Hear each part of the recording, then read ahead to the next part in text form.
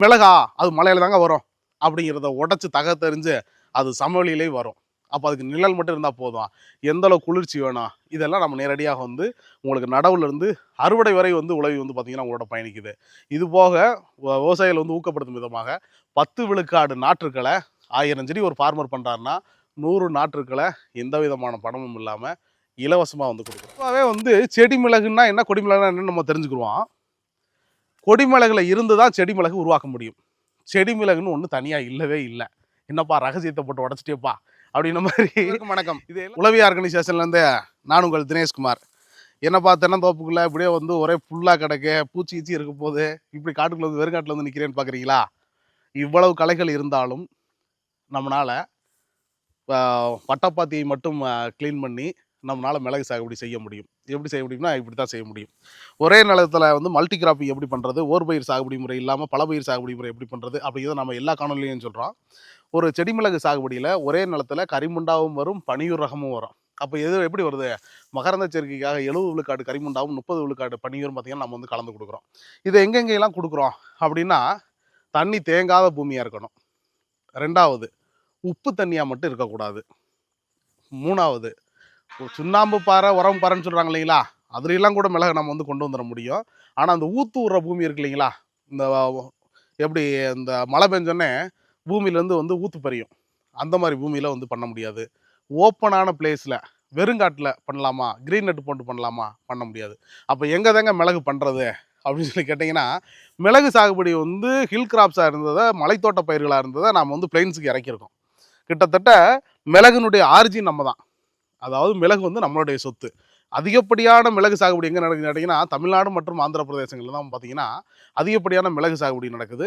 2வது மேற்கு தொடர்ச்சி மலைகள் பகுதியில் பார்த்தீங்கன்னா அதிகப்படியான மிளகு சாகுபடி நடக்குது. அப்படிப்பட்ட மிளகை இன்றைக்கி நாம் சமவெளியில் கொண்டு வந்திருக்கோம். பற்று வேர்கள் வராத மிளகு, மரத்தை பிடிச்சி ஓடாது, இது மாதிரி வந்து உங்களுக்கு பார்த்தீங்கன்னா எந்த விதமான துணை செடிகளும் இல்லாமல் தன்னிச்சையாக வந்து வாழும் வளரும் அறுவடை தரக்கூடியது. அப்போது இது ஏன் வந்து 2 ரகமாக வந்து நாம் வந்து கொடுக்குறோம், பனியூரும் ஏன் கொடுக்குறோம், கரிமுண்டாவும் ஏன் கொடுக்குறோம் அப்படின்னா, இப்போ இது வந்து கரிமுண்டாவில் பார்த்தீங்கன்னா ஒரு பூடைய நீளம் பார்த்தீங்கன்னா 5லேருந்து 7 சென்டிமீட்டர் அளவுக்கு தான் வரும். இந்த மாதிரி பால அரும்புகள்லேருந்து தொடர்ச்சியாக வரும். இந்த மாதிரி வரும். இந்த மாதிரி வந்து மணிக்கட்டும். இந்த மாதிரி மணிக்கட்டும். அப்படியே வாங்களேன். இப்போ இது வந்து கரிமுண்டா. பனியூர் எப்படி வரும் அப்படின்னு சொல்லி கேட்டிங்கன்னா, இந்த மாதிரி வரும்.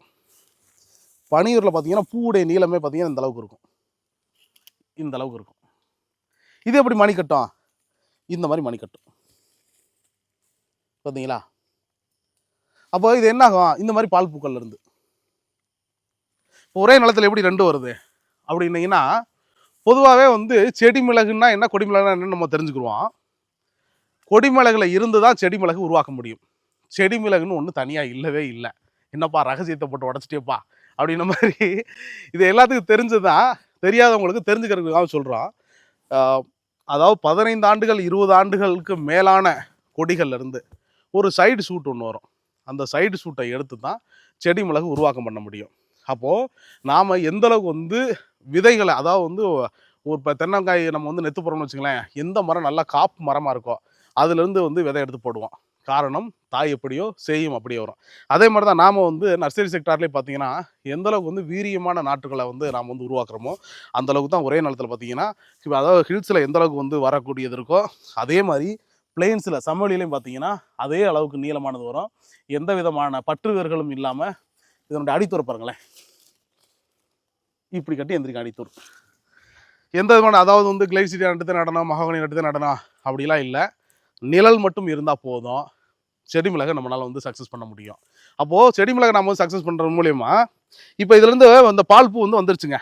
இது வந்து பால் பூ. இந்த பால் பூ வந்ததுலேருந்து எத்தனை நாளில் அறுவடைக்குரிய மிளகா மாறும் அப்படின்னா 120 நாள் ஆகும். கிட்டத்தட்ட 4 மாதம். ஒரு மாங்காய் பூ வந்ததுலேருந்து 90 நாள் ஆகும். ஒரு நெல்லி பூ வந்ததுலேருந்து 65 நாள் ஆகும். ஒரு கொய்யா பூ வந்ததுலேருந்து 70 நாள் ஆகும். இதெல்லாம் அறுவடை. அதே மாதிரி தான் மிளகும். பால் பூ வந்ததுலேருந்து 120 நாள் ஆகும். அப்போ 120 நாள் கடக்கும்போது என்னாகும், அது வந்து அறுவடைக்குரிய மிளகா மாறும். இதுபோல் தொடர்ச்சியாக பூக்கள் வந்துகிட்டே இருக்குது. எப்படி அறுவடை பண்ணுறது? ஒரே நேரத்தில் 1 கிலோ மிளகு எடுக்கலாமா? எடுக்க முடியாதுங்க.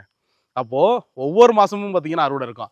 இவன் கரிமுண்டாவாக இருந்தாலும் இருக்கும், பனியூராக இருந்தாலும் முதல் வருடம் முடிச்சு 12 மாதத்துக்கு மேலே தொடர்ச்சியாக பார்த்தீங்கன்னா எல்லா மாதமே பார்த்தீங்கன்னா ஒரு 15 நாள் இடைவெளியில் முத்தின மிளகா நம்ம வந்து அறுவடை எடுத்துக்கிட்டே இருக்கணும். எடுக்கலைன்னா என்ன ஆகும்? பழுத்து உதிர்ந்துரும். எள்ளு எள்ளு செடி இருக்கு இல்லைங்களா, எள்ளு வந்து வெடிச்சிருச்சுன்னு வைங்களேன், கீழே விழுந்துட்டு எப்படி பிறக்க முடியாதோ அதே மாதிரி மிளகு பழுத்து விழுந்துட்டா நம்மளால பிறக்க முடியாது. அப்போது அறுவடைங்கிறது ரொம்ப ரொம்ப முக்கியம். இது எப்படிங்க வந்து எனக்கு வந்து எப்படிங்க தெரியும் அப்படின்னா, இதை சொல்கிறதுக்கு தான் உழவி நேரடியாக வந்து உங்கள் களத்துக்கு வருது.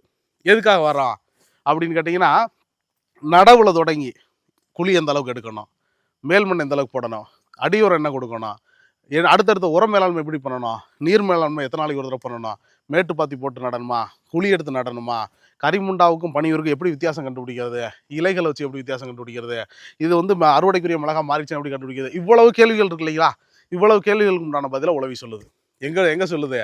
நேரடியாக உங்கள் களத்தை ஆய்வு செய்து உங்களுக்கு சாகுபடியிலிருந்து, அதாவது நடவுல தொடங்கி முதல் அறுவடை வரைக்கும் எப்படி வந்து பால்பூ எப்படி உருவாகும், நுனிக்கலாம் எப்படி வந்து பக்க கிளைகள் எப்படி உருவாக்கும், கரிமுண்டாவாக இருந்தாலும் பனியூராக இருந்தாலும் எந்த விதமான துணை செடிகள் இல்லாமல் நிழலில் மட்டும் எப்படி வரும், இதை நம்ம நேரடியாக வரோம். இதுக்கு ஏதாவது சார்ஜ் பண்ணுறீங்களா? முழுக்க முழுக்க இலவசமாக பண்ணுறோம். எதுக்காக இலவசமாக பண்ணுறோம்? அதாவது வந்துட்டு நாம் சொல்கிறோம், எந்த ஒரு அக்ரிகல்ச்சர் காப்புமே சக்ஸஸ் பண்ணணும் அப்படின்னா எல்லாரும் செய்கிற சாகுபடி ஒன்று, ரெண்டாவது எல்லாரும் செய்கிற சாகுபடியை தாண்டி நாம் ஒன்று புதுசாக வந்து செய்கிறோம். அப்போ புதுசாகனா அது என்ன மாதிரி செய்யலாம்? ஒரே அந்த மிளகா அது மலையில தாங்க வரும் அப்படிங்கிறத உடச்சி தகத்தெறிஞ்சு அது சமவெளியிலே வரும். அப்போ அதுக்கு நிழல் மட்டும் இருந்தால் போதும். எந்த அளவு குளிர்ச்சி வேணும், இதெல்லாம் நம்ம நேரடியாக வந்து உங்களுக்கு நடவுலேருந்து அறுவடை வரை வந்து உழவி வந்து பார்த்திங்கன்னா உங்களோட பயணிக்குது. இது போக விவசாயிகள் வந்து ஊக்கப்படுத்தும் விதமாக 10 விழுக்காடு நாற்றுக்களை 1000 செடி ஒரு ஃபார்மர் பண்ணுறாருன்னா 100 நாற்றுக்களை எந்த விதமான பணமும் இல்லாமல் இலவசமாக வந்து கொடுக்குறோம். எதுக்காக கொடுக்குறோம்? அதாவது ஒரு சாகுபடியை எப்படி சக்ஸஸ் பண்ணுறதுலேருந்து தொடங்கி உங்களுக்கு உண்டான அத்தனை கேள்விகளுக்கும் பதிலாக 2 மாதங்களுக்கு ஒரு முறை நேரடியாக உங்கள் களத்தை ஆய்வு செய்து, உங்கள் செடிகளை ஆய்வு செய்து, என்ன மாதிரி உரம் கொடுக்கலாம், என்ன மாதிரி தண்ணி கொடுக்கலாம், வேறு என்ன செய்யணும், இது எல்லாத்தையும் நம்ம வந்து சொல்லித்தரோம். எதுக்காக வந்துட்டு இவ்வளோ தூரம் நம்ம வந்து ஃபார்மர் சப்போர்ட் பண்ணுறோம்னா, ஒரு அக்ரிகல்ச்சர் கிராப்பை நீங்கள் ஓர்பயிர் சாகுபடி முறையிலேருந்து ஒதுக்கிட்டு ஒரே நிலத்தில் குறைந்தது 3 அடுக்கு சாகுபடி முறைக்கு நீங்கள் வந்துட்டிங்கனாலே 3 வருமானம் உங்களுக்கு வந்துடும். அப்போ அக்ரிகல்ச்சருங்கிறது ஃபெயிலியராக மாறாது. ஒரு சக்ஸஸ்ஃபுல் அக்ரிகல்ச்சரை வந்து நம்ம வந்து ரன் பண்ண முடியும். இப்படி உங்களுக்கு கரிமுண்டாவாக இருக்கட்டும், பனியூராக இருக்கட்டும், பனியூரில் 1, 5, 7, 9 அப்படி 4 ரகமாக இருக்கட்டும், கரிமுண்டாங்கிற நாட்டு ரகமாக இருக்கட்டும், சூப்பர் ஃபாஸ்ட்டாக இருக்கட்டும், இது எல்லாமே நாம் வந்து கொடுக்குறது பார்த்திங்கன்னா கிட்டத்தட்ட 13 மாத நாற்றுகள். செடி வரும்போதே பார்த்திங்கன்னா மிளகோட தான் வரும். எல்லோரும் ஆச்சரியமாக கேட்ட மாதிரி நடவு பண்ணி எத்தனை நாளில் மிளகு வரும்? 1.5 வருஷம் ஆகுமா, 2 வருஷம் ஆகுமா? இல்லைங்க, நடவு பண்ணி 70 நாளில் பூ வந்துடுங்க. 70 நாளில் பூ வருதுன்னா அப்போ நாம் கொடுக்குறதே கிட்டத்தட்ட ஓராண்டுகளுக்கு மேலான செடிகளை வந்து நம்ம வந்து கொடுக்குறோம். இதுபோல் வீரிய நாட்டுகள் வேணுங்கிற விவசாயிகள், ஒரு கமர்ஷியல் ஃபார்மிங் ரன் பண்ணணும்னு நினைக்கிற விவசாயிகள், ஓர்பயிர் சாகுபடி முறையில் வந்து நான் மாறணும்னு நினைக்கிறேங்க, மல்டி கிராப்பிங் போகணும்னு நினைக்கிற விவசாயிகள், எனக்கு தென்னந்தோப்பு மட்டும் தாங்க இருக்குது, அதுக்குள்ளே நான் வந்து மிளகு சாகுபடி விடலான்னு நினைக்கிறேன், பாக்குத்தோப்பு மட்டும்தான் இருக்குது, அதில் நான் மிளகு சாகுபடி விடலான்னு நினைக்கிறேன், இல்லைங்க நான் டிம்பர் மரம் வச்சுட்டேன், ஒரு 5 வருஷத்துக்கு அப்புறம் தான் எனக்கு வருமானம் கொடுக்கும், இல்லைங்க அதுக்குள்ளே நம்ம மிளகுக்கு போகலாமுங்க, கொடி மிளகு செடி மிளகு ரெண்டுக்குமே போகலாமுங்க. இது போல் உங்களுக்கு நாமளே வந்து களத்தை ஆய்வு செய்து உங்களுக்கு ஃபீல்டு வந்து நம்ம வந்து டெவலப் பண்ணி கொடுக்குறோம். இதுபோல் வீரிய நாட்டுகள் வேணுங்கிற விவசாயிகள் நிச்சயமாக வந்து உழவி வந்து தொடர்பு கொள்ளுங்கள். உழவி என்றும் உங்களோட பயணிக்கும். நன்றி, வணக்கம்.